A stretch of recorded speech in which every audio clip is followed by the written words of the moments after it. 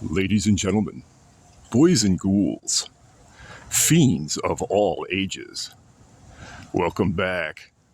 I'm your host, Anarchy Ass. We are in Riverside, Illinois tonight, overlooking a very important and famous home. This is the Avery Coonley estate. It's built on the far end of Riverside. I'm actually standing on a peninsula that juts out into the Des Plaines River. And this home was designed and built for this specific location by a certain Mr. Frank Lloyd Wright, famed architect.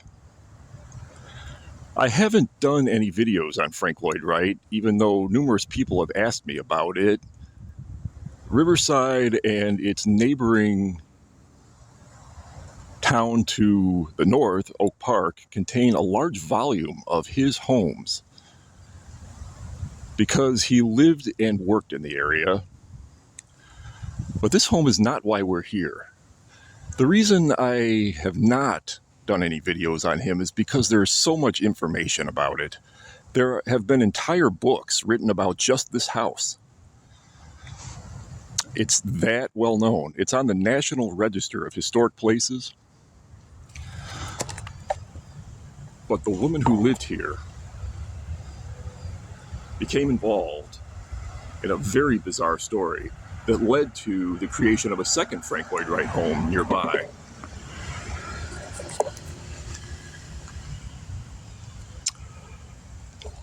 And the woman I'm talking about is this woman. This is the wife of Avery Coonley. This is Queen Ferris Coonley. Yes, that's really her name. Her name was Queen. And she behaved like one.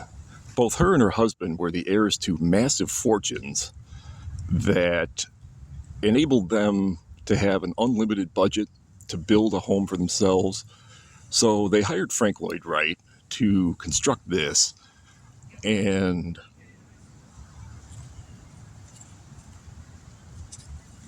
the result was what is regarded as one of his masterpieces. But as I said, we're not here for this. Queen Coonley, who has a street named after her nearby, by the way, her and her husband, tried to enroll her daughter in preschool here in Riverside and was denied. At the time, you had to be a minimum of 5 years old to enter kindergarten, and her daughter was only 4.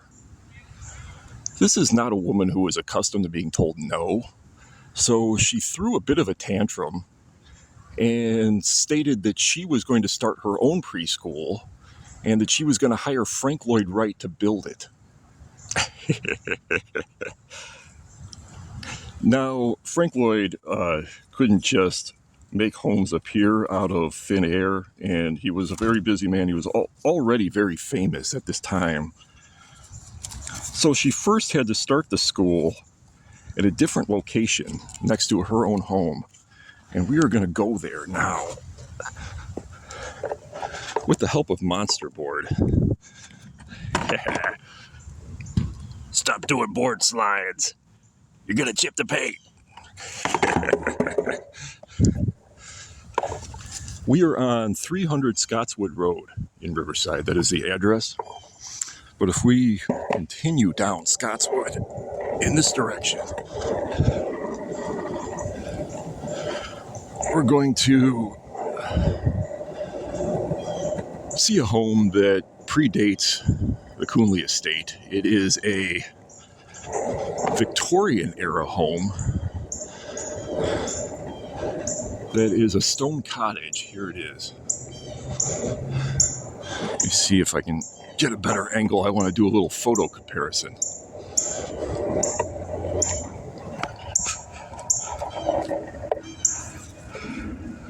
Here we go. Queen Coonley purchased this home, which already existed. It had been designed and built by architect Charles Whittlesey in 1894.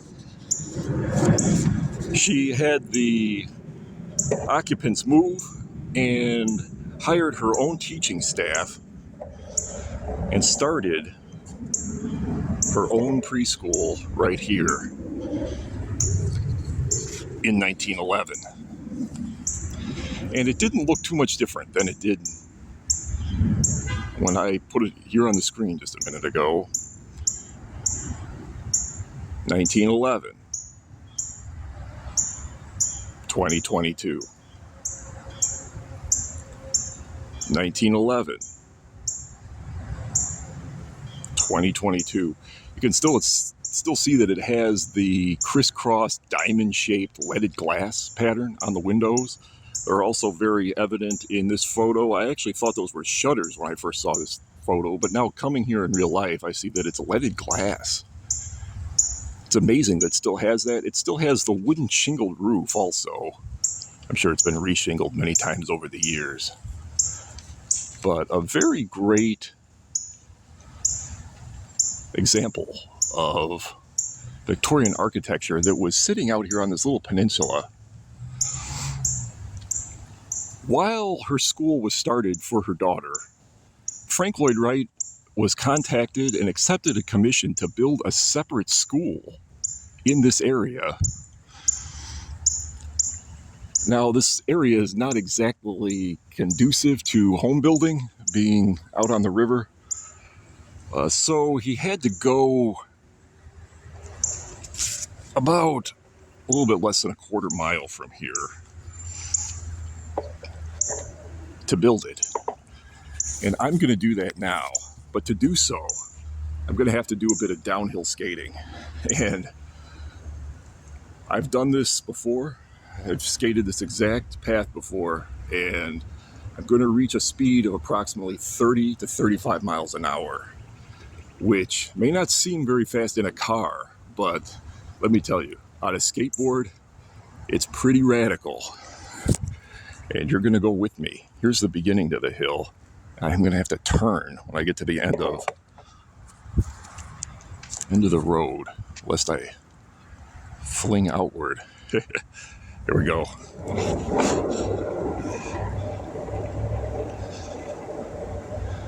I'm going to take it real slow at first and try to deaden the speed and not push. Just a little bit of a mistake I made the first time I tried this. Okay, maybe a couple pushes. Okay, we are coming to the intersection of Scotswood and Blooming Bank. Luckily, there's no cars out here. That's the river in the background. And now we're going to really start to downhill. Speed is really increasing fast. I'm going to take a turn.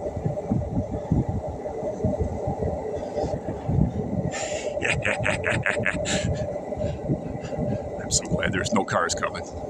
I'm in the oncoming lane, folks.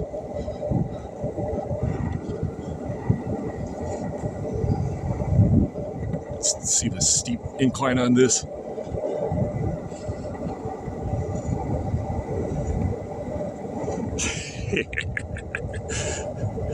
And we're evening out. Hit flat ground. And here comes a car, luckily, after the fact. Still have a little ways to go, though. Let's see here. The right-hand side is a bit of a floodplain that the Victorians left in times of high water from the river. They've since put a little baseball field out there for kids to play when it's not flooded. And if we come up on this turn, we will reach the Frank Lloyd Wright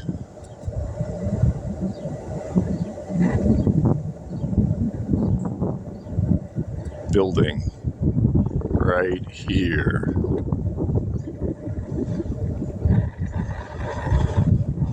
me get around this tree for you. Get a better look. There's a good look.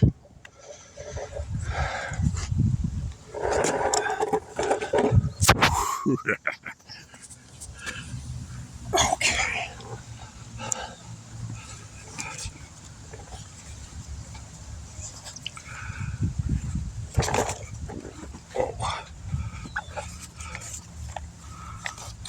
Okay.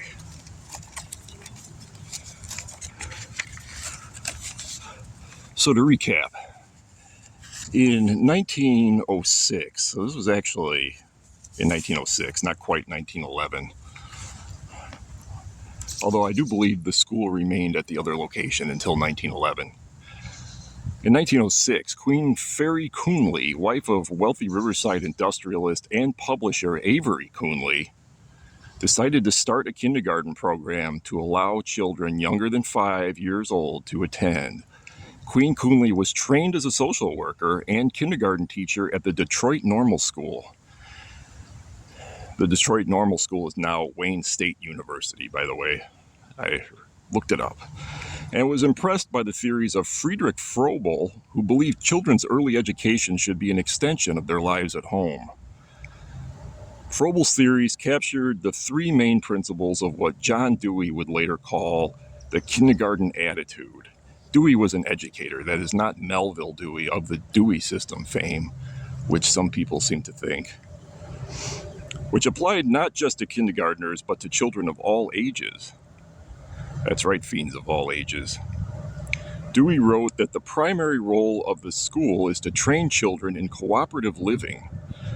The root of all learning is the primary role of the school, and is to train children in cooperative living. The root of all learning is the activity of the child and not external material. Convinced of these principles, Coonley sought to enroll her 4-year-old daughter in the Riverside School, one of the few public kindergartens in the area, but was disappointed when the child was not eligible because she had not yet turned 5.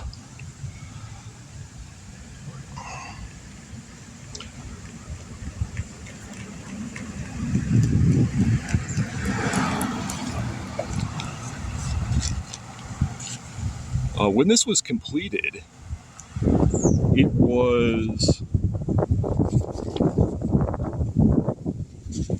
immediately opened. Her daughter was by that time too old to even attend it, which is funny. Queen Coonley her family had made its fortune running something called the D.M. Ferry and Company Seed Company. Here's their 1900 seed annual. They sold seeds. They were the largest producer of seeds in the world at the time. And this was very popular in turn of the century middle class society, although they also sold to farmers, I believe, on larger scale. Now, this home is connected to another series of events that happened in Wisconsin, a series of axe murders. And I want to get to that, but first, to make you fully understand what happened in Wisconsin, let's take a look at the life of Frank Lloyd Wright. As soon as the wind lets up, I want to show you a very important photograph. It's actually 2 photographs. Here's Frank Lloyd at the time. You can see he's a lot younger than how we normally think of him as being this gray-haired older gentleman. And next to him is a woman named Mary Bothwick, with whom he was having an extramarital affair at the time that he designed this home. Frank Lloyd Wright is somebody who led a very amoral life, to say the least. I'm not a fan of him. I'm not a fan of his architecture. But I'm putting my personal opinions aside to tell this story, as it is just so incredible.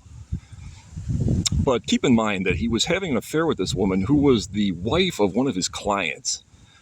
She eventually divorced her husband so that she could be with Frank Lloyd Wright, who remained married to his wife, with whom he had 6 children. Frank Lloyd Wright designed and built a separate home in Wisconsin for Mary Bothwick to live there with her 2 children who she had taken from her husband in the divorce. And she was living there free of charge. He would just go up there on the weekends, evidently, to hook up with her, and then come back down and work on this the rest of the time.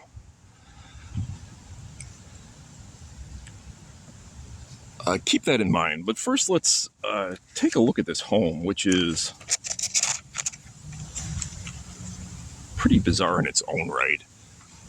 Now, when it first opened, it looked more like a school. It had a stone planter in front of it, different than the one that you see here. 1911, 2022. 1911, 2022. The glass in the windows was changed in the 1970s, and the home has been heavily altered since Frank Lloyd Wright's original creation. But I'm going to get a little closer. As you can see, the glass in the windows has been somewhat duplicated. I'm talking about the glass in the 3 windows in front. It's kind of hard to see in this light. But you can see from this photo how they had these circular discs up towards the top that really let in light and were colored. You can't tell from this photo, but they were colored red and solid white, other colors. 1911, 2022.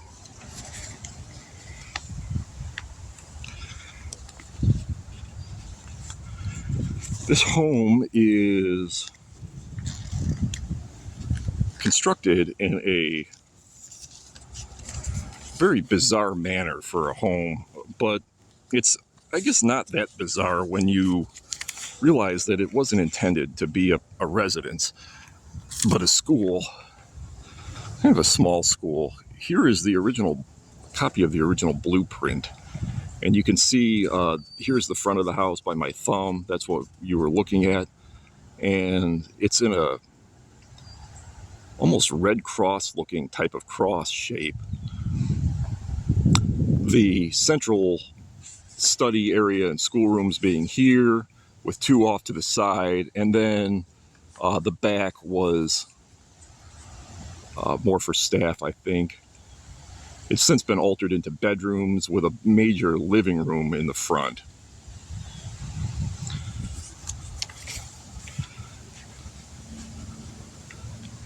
I'm going to go back across the street here for a second because I want to show you something. I can get out of the rain. It's really raining heavily. Go under this tree. Not a very safe thing to do, especially in lieu of all the electrical storms that have happened lately.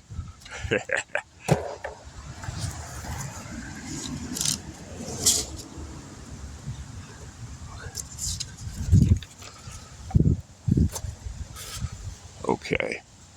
When Frank Lloyd Wright finished designing this home, he went on to other projects, but Mary Bothwick continued to live at the home he designed for her in Wisconsin and was being overlooked by a team of servants who pretty much catered to her every need.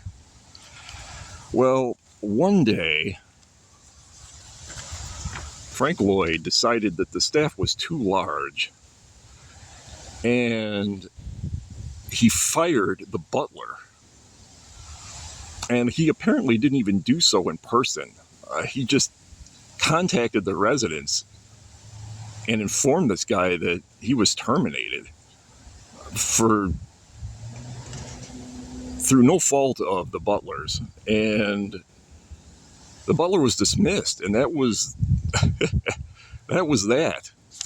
Frank Lloyd apparently had no qualms about doing things like this, but it turns out that the butler in question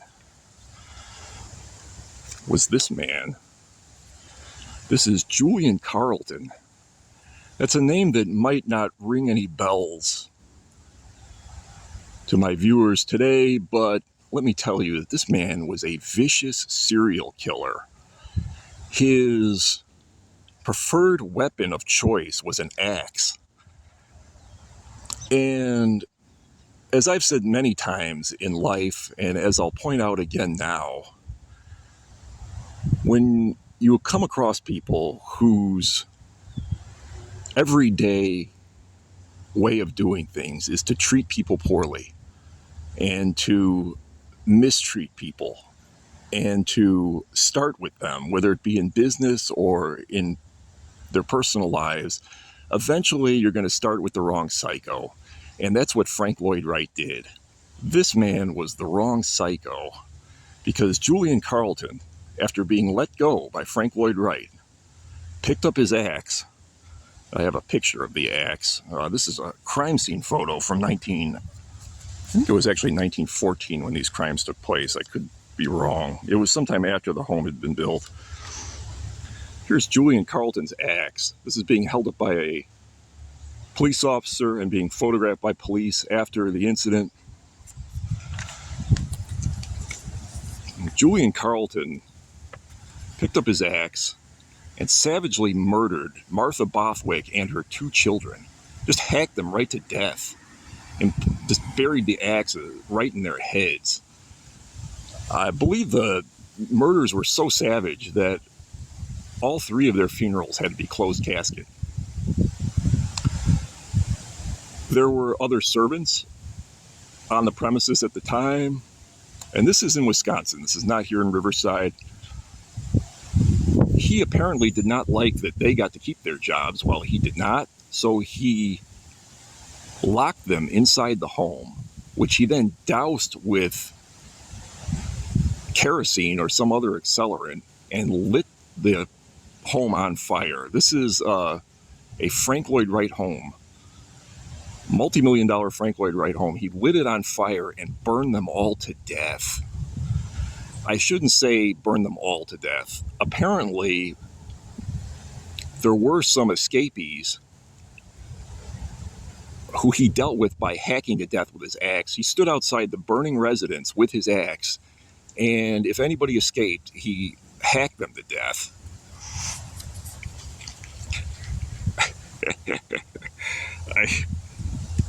I have to laugh at, not at the crimes, but at the fact that sometimes the butler really did do it. And it's an old cliche in murder mysteries, but it really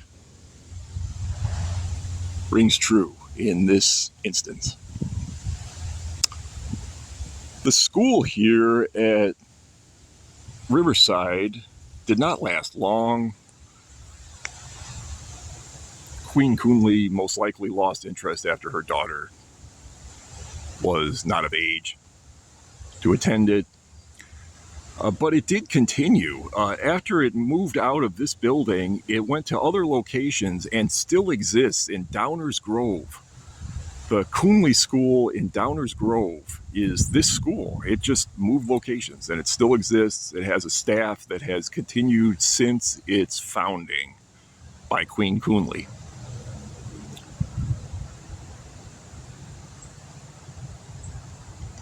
What happened to this home? This home was what this school was altered, as I stated earlier, into a private residence and sold pretty quickly. I want to say within 2 to 3 years of the founding of the school, it became a private residence. And it has since changed hands many times. The current state of the home is quite different. As I said, it was not only altered for architectural reasons, but because of many building flaws that a lot of Frank Lloyd Wright homes have, not the least of which is the heavy use of stucco. Stucco is not very conducive to life in the Midwest. It cracks and breaks when it freezes and thaws over and over with the severe winters here.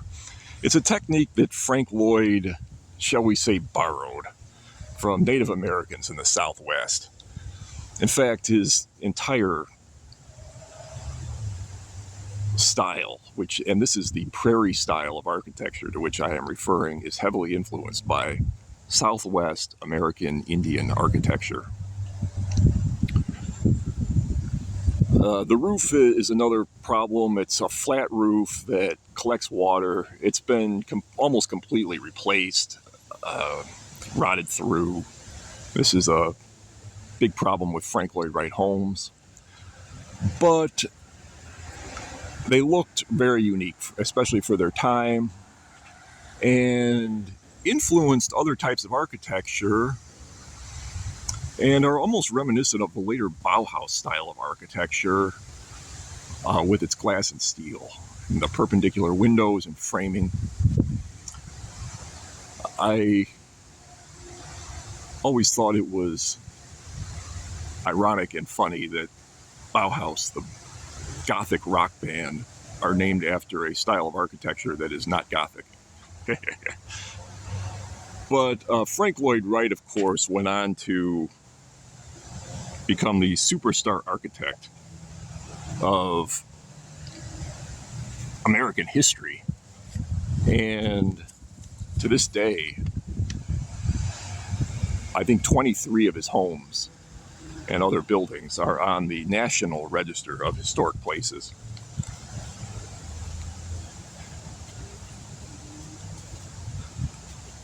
The roof was replaced in the 1980s.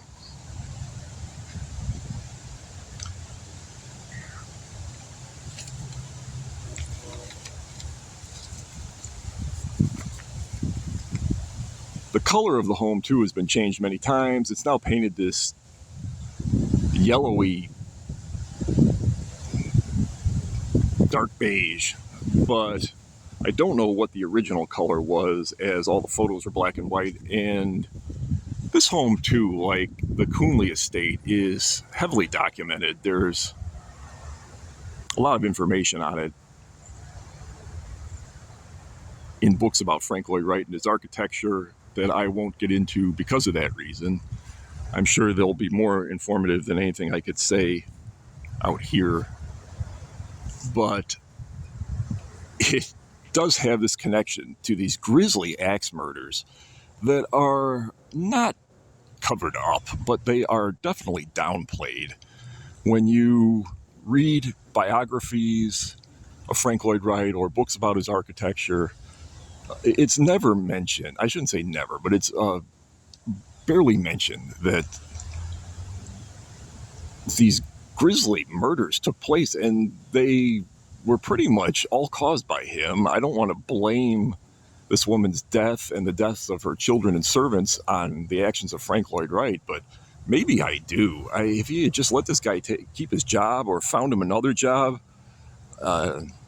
that's not to say that he wouldn't have gone on to kill other people, but we don't know that for sure either.